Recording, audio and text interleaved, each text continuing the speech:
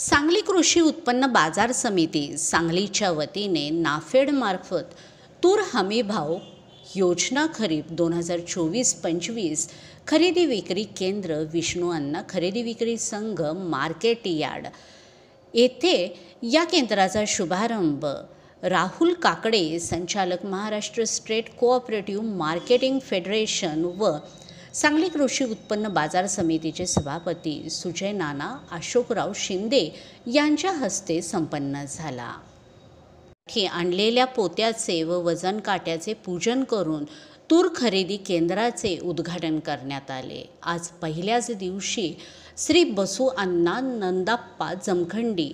गाव उटगी तालुका जत येथील तूर 50 क्विंटल तूर शेतीभावाची केंद्रावर आवक झाली। या प्रसंगी विष्णू अण्णा खरेदी विक्री संघाचे चेअरमन संग्रामदादा पाटील, बाजार समितीचे उपसभापती रावसाहेब पाटील,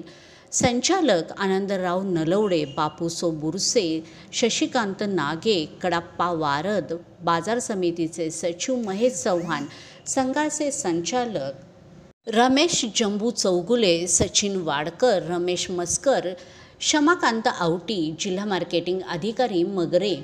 संदीप जाधव, खरेदी विक्री केंद्र प्रमुख सूर्यकांत शिंदे, बाजार समितीचे अधिकारी, कर्मचारी, व्यापार, हमाल आदी मोठ्या संख्येने उपस्थित होते।